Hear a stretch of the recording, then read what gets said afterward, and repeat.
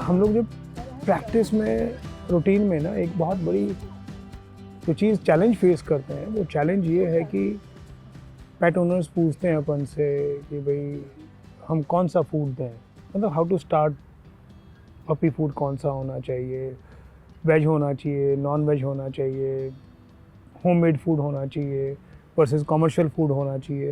Don't you think it's a subject, बहुत challenging subject है, और आंसर मतलब काफ़ी है और लिमिटेड भी है, लेकिन बहुत प्रैक्टिकल आंसर हमारा हम लोग जो देना चाहिए, वो एडवाइस करना चाहिए हम लोगों को। What do you think on this?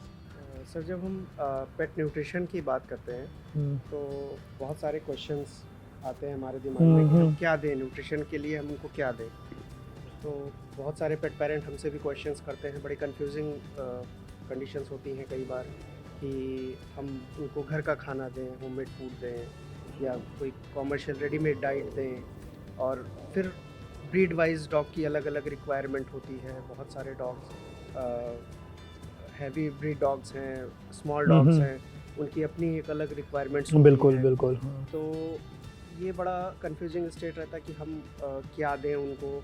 और पेट, बहुत सारे पेट ओनर्स का रहता है कि हम उनको घर का ही खाना दें, और कुछ ये रहता है कि हम बाहर का कुछ रेडीमेड डाइट ऐड करें या ना डॉक्टर करें। साहब, इसमें मैं अपना एक्सपीरियंस बताता हूँ जी आपको। जी I started doing practice in 1992, जब मैं ग्रेजुएट होके आया तब। तो अपने कंट्री में रेडीमेड फूड था, लेकिन बहुत लिमिटेड लोगों के पास उसके सोर्सेज थे, लाइक जो उनको अफोर्ड कर सकते थे। जनरल कंसेप्ट था कि सब लोग दूध, दही और होममेड फूड, रोटी, चपाती जो घर में था उसी को वो दे देते थे। इतना वक्त हो गया मुझे, आज करीबन 2024 हो गया उस चीज़ को। एक कंक्रीट आंसर आज अगर हम ढूंढें तो उसमें यह है कि एक ही चीज़ सामने आती है, वो ये है कि बैलेंस्ड फूड होना चाहिए। अब बैलेंस्ड फूड हर पेट की, जैसे आपने बोला अभी, size, activity, breed, age, sex, इन सब पे डिपेंड करती है। और फिर आती है बात कि हमें होममेड फूड देना चाहिए या कमर्शियल फूड देना चाहिए। कमर्शियल फूड के अपने फ़ायदे और नुकसान दोनों हैं, सेम वे आपके होममेड फूड के हैं। कंसेप्ट इनका बीच में से विड्रॉ जो होता है वो ये है कि बैलेंस न्यूट्रिशन होनी चाहिए।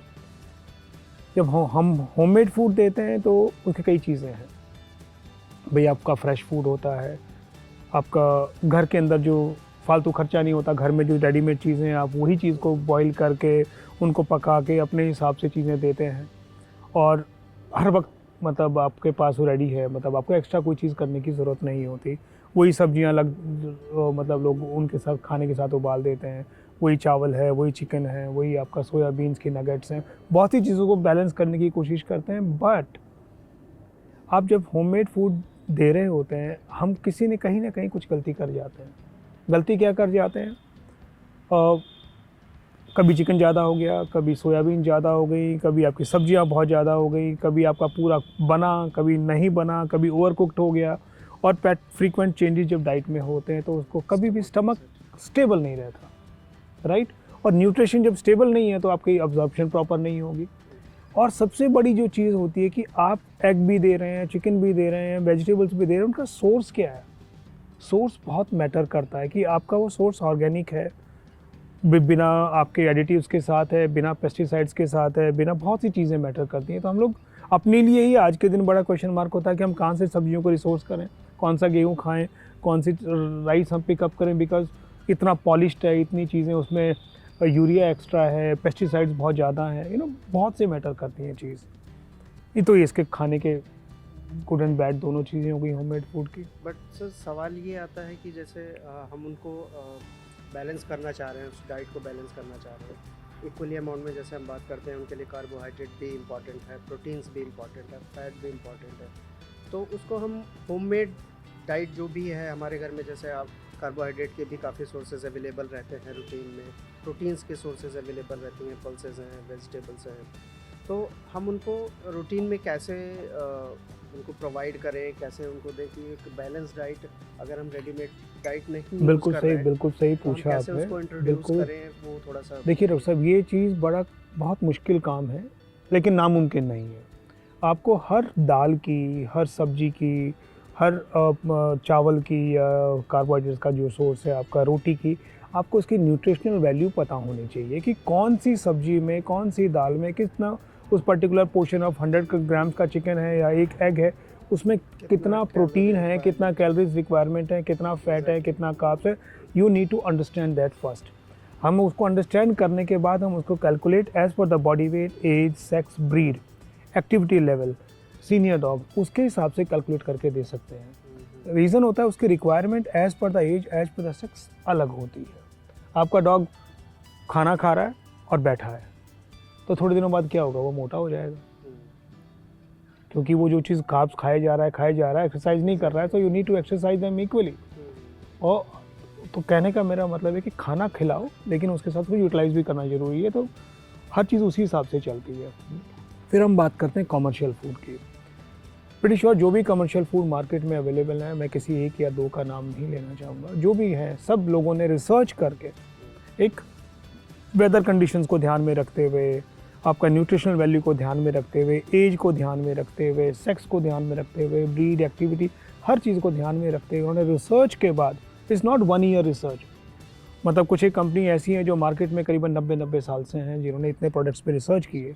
उन्होंने अपने यहाँ पपी से लेके उसको एडल्ट तक अपने यहाँ रखा है, उसको पूरा उसके ऊपर वर्क किया है, कितना उसको फूड चाहिए, कितना फीमेल को चाहिए, कितना प्रोडक्टिविटी में चाहिए, कितना लैक्टेशन स्टेज में कितना चाहिए, कितना उसको ओल्ड एज में चाहिए। सब कैलकुलेशंस के बाद वो एक कंक्लूजन पे पहुंचते हैं कि इतनी क्वांटिटी की रिक्वायरमेंट, इतने प्रोटीन की requirement as per the body weight, as per the age ज़रूरत होती है। लेकिन समस्या क्या आती है जब हम बात करते हैं कि उसमें कितना ज़्यादा वो लोग एडिटिव्स डालते हैं, कितना ज़्यादा वो आपके प्रिजर्वेटिव्स उसमें डालते हैं।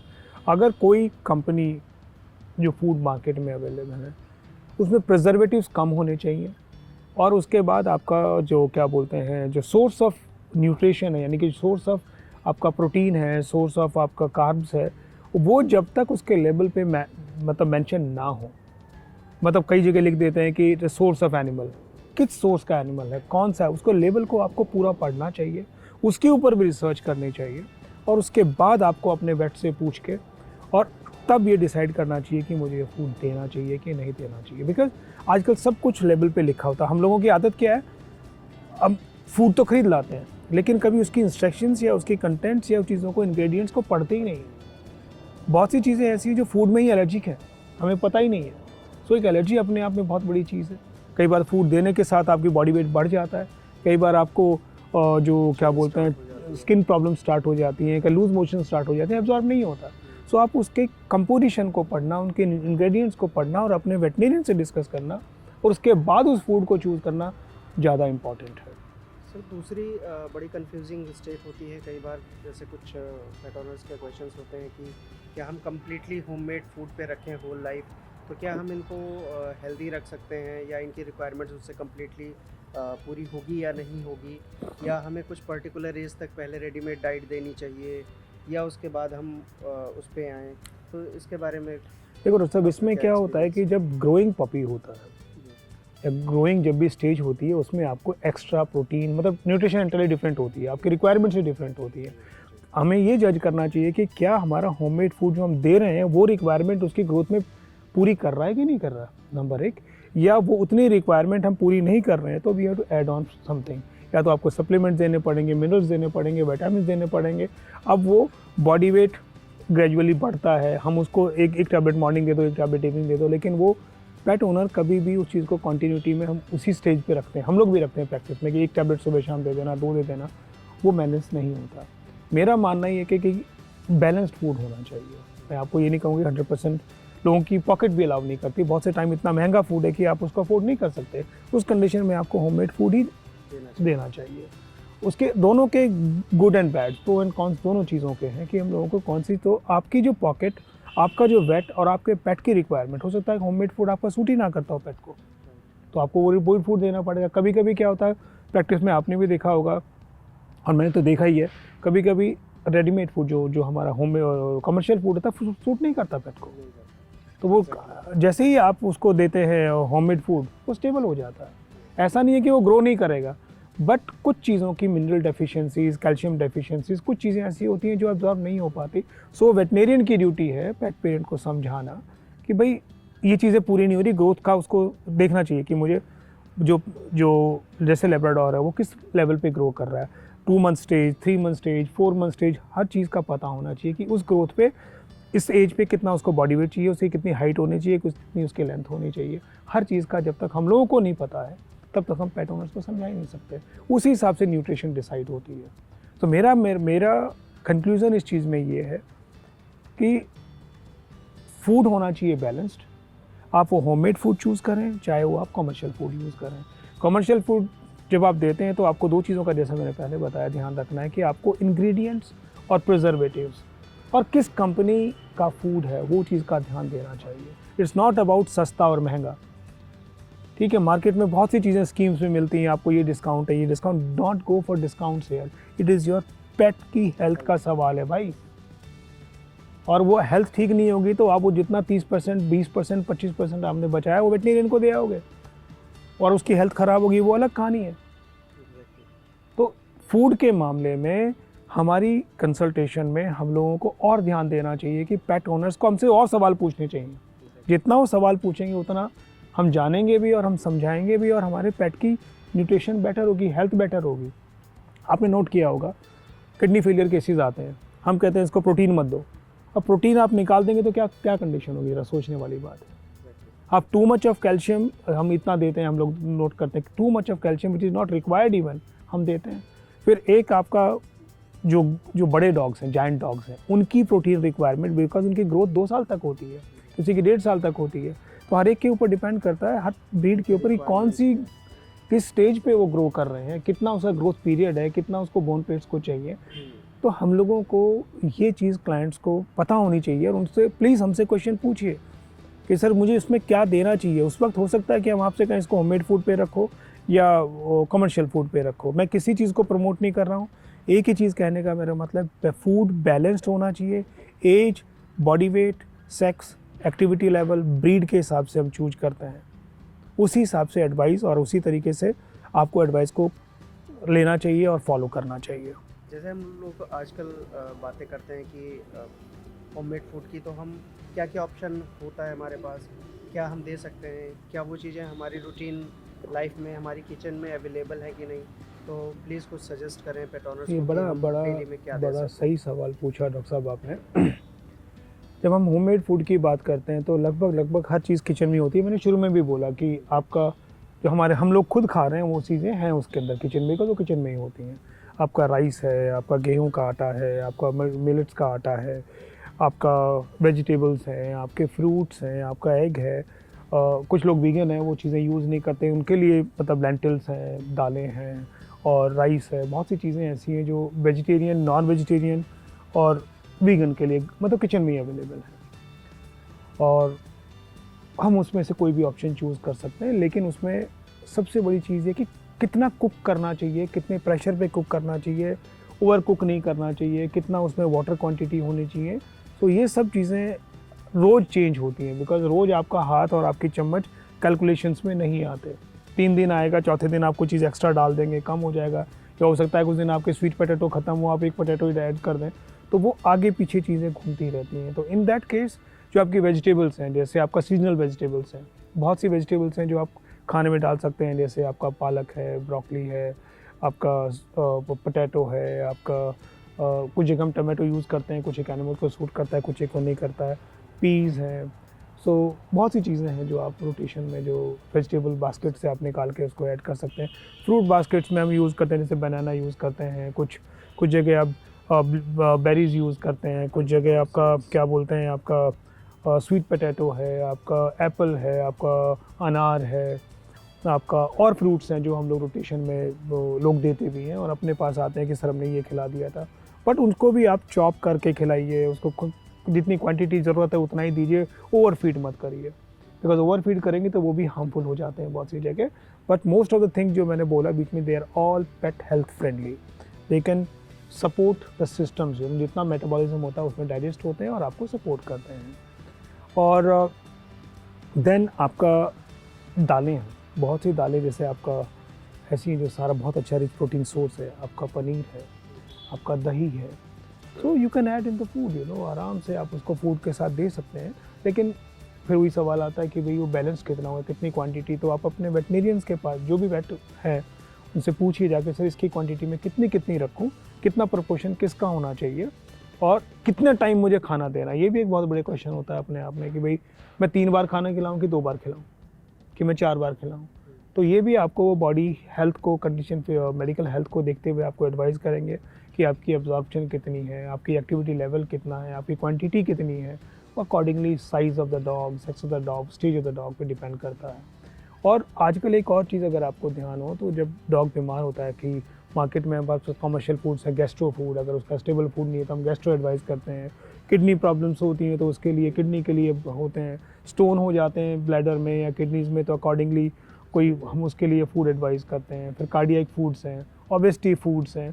सो इन चीज़ों को चूज़ करने के लिए आपका वेटनेरियन आपकी पूरी हेल्प करता है। आप लोग भी करते हैं, मैं भी करता हूँ प्रोटीन प्रैक्टिस के अंदर कि वे एडवाइस भी बहुत ओबीज हो गया है तो वी जस्ट एडवाइस की ठीक है ओबेसिटी फूड, इसको मैनेजमेंट फूड डाल देते हैं तो हो जाए। कार्डियक प्रॉब्लम से we put on the cardiac problems, kidney problem से वी जस्ट एडवाइस की भाई वो अकॉर्डिंग, लीवर में प्रॉब्लम से लीवर सपोर्ट फूड देते हैं हम लोग, हिपैटिक फूड देते हैं।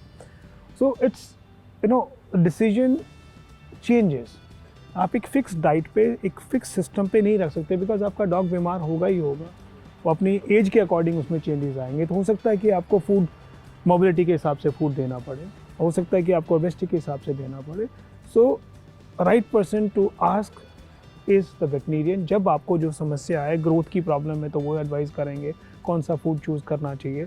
फिर आप अपना ऑप्शन रख सकते हैं, सर मैं आप अफोर्ड नहीं कर सकता फूड, या मैं अफोर्ड भी कर सकता हूँ लेकिन ये मेरी समस्या है घर के अंदर की। कुछ लोग ऐसे आते हैं कि सर हमारे घर में तो फूड दिखना ही नहीं चाहिए, वेजिटेरियन, कंप्लीट वेजिटेरियन फैमिली है मेरी, 100% वेज हम लोग हैं, हमारे घर में एग भी नहीं आएगा, हमारे घर में आपका मीट भी नहीं आएगा। तो मीट तो दूर, कोसों दूर की बात होगी, एग की शुरुआत करते हैं हम लोग।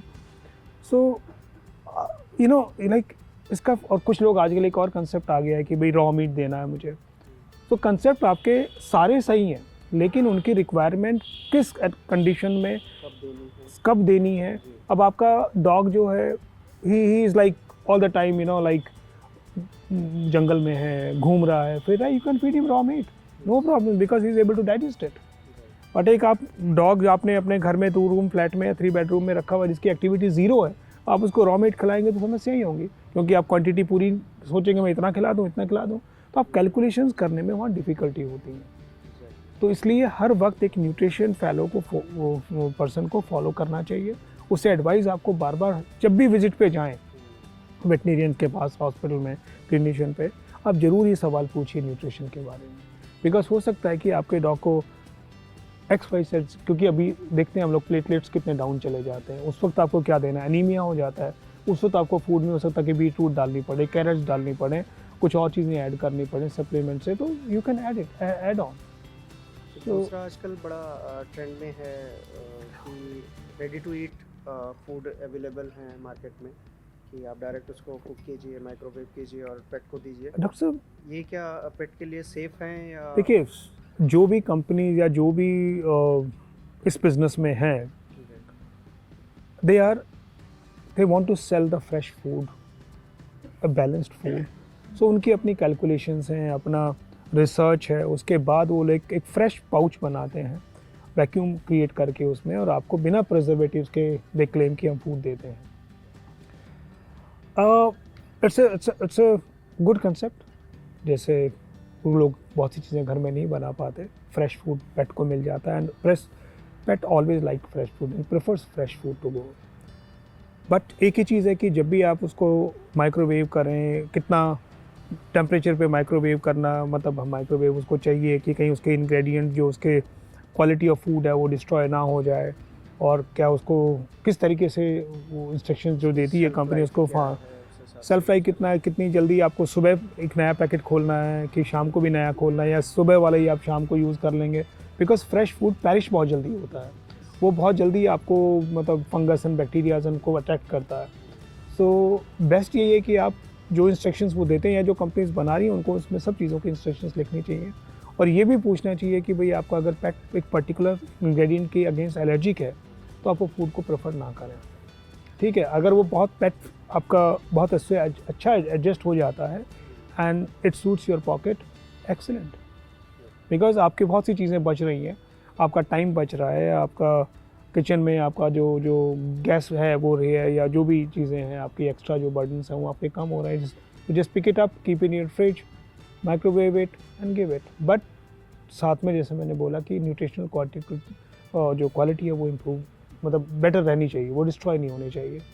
और आप और एक और चीज़ साथ में जोड़ते जो भी फूड आप देते हैं और वाटर रखते हैं, जब हर वक्त कोशिश ये करिए कि जो बॉल है वो हर समय फ्रेश रखा जाए, उसमें काफ़ी देर तक पेट फूड को या इस टाइप के फूड्स को, होममेड फूड को भी इवन, या रेडी टू ईट फूड को भी आप उस बॉल में लंबी देर तक ना छोड़ें, because that will parish and give you infections rather than support, it will give you harm. या so I think I have answered your most of the questions, and anything more you want to know?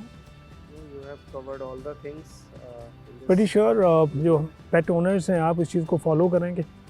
बहुत सी चीज़ें ऐसी शायद मेरे बीच में छूट गई हों कहते हुए, और बहुत से कुछ सब्जेक्ट्स ऐसे हैं जिसमें हम लोग और ऐड कर सकते हैं, कुछ घटा सकते हैं, कुछ हटा सकते हैं, लेकिन ये सब्जेक्ट हर समय ऐसा रहेगा कि आपको क्या चूज़ करना, आपका वेटनेरियन, आपका पेट की हेल्थ आपको हर समय इस चीज़ को चेंज करने के लिए बोलेगी, और फॉर नया सिस्टम या as per the disease, as per the age change करना आपको फूड करना ही करना पड़ेगा। बिकॉज एक स्टेज पे जाने के बाद आपको हाई प्रोटीन की ज़रूरत नहीं है, आपको हाई कार्ब्स की ज़रूरत नहीं है, आपको एक्स्ट्रा फैट्स की ज़रूरत नहीं है।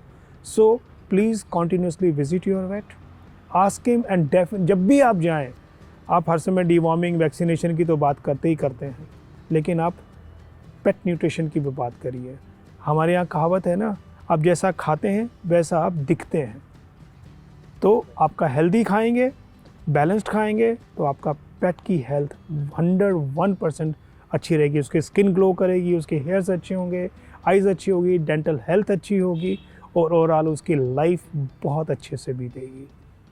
Thank you very much. We have tried to answer most of the questions which you have like asked in past also, but I'm sure कि मैं हर क्वेश्चन का आंसर नहीं कर पाया हूँ, तो आई रिक्वेस्ट आप नीचे कमेंट में ज़रूर अपने क्वेश्चंस लिख दीजिए, जिससे कि I can timely answer it and completely give you and provide you the best help to your pet. Thank you very much for watching us.